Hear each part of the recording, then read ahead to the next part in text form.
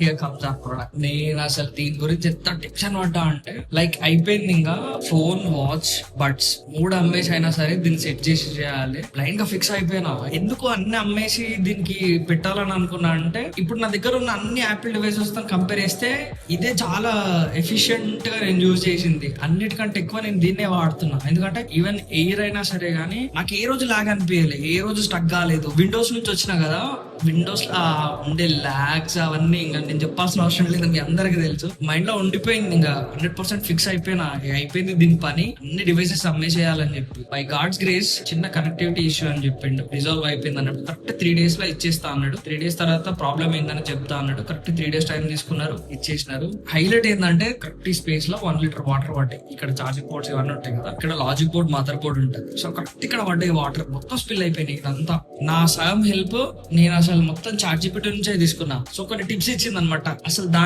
దాన్ని ఎందుకు నమ్మినో తెలియదు ఆ టైంలో, కానీ ప్రతి ఒక్క ఇన్పుట్ ఇచ్చేసిన, అన్ని క్లీన్ ఎక్స్ప్లెయిన్ చేసేసింది. మొత్తం మీద అది చెప్పినట్టు చేసిన, వాడి దగ్గరికి తీసుకొని పోయినా. సో అండ్ సో అని ప్రాబ్లమ్ ఎక్స్ప్లెయిన్ చేసిన తర్వాత వాడు చెక్ చేసినారు, క్లీన్ చేసి ఇచ్చేసినారు. సీరియస్లీ ఏఐ ఇంత పర్ఫెక్ట్ గా, ఇంత అక్యురేట్ ఎట్లా వర్క్ అవుతుంది అనేది అర్థం కాదు. అది చెప్పినట్టు చేసిన 1 rupee కూడా నాతో పెట్టేయలేదు అది పైసలు. అసలు అదే పెద్ద అన్నిటికంటే హైలైట్ అది. మీరు కూడా ఇట్లా మీకు ఏమైనా ఎక్స్పీరియన్స్ అయ్యి ఉంటే కామెంట్స్ లో చెప్పండి నాకు. ఎట్లా రిజాల్వ్ చేసుకున్నారు ఆ ప్రాబ్లమ్ ని.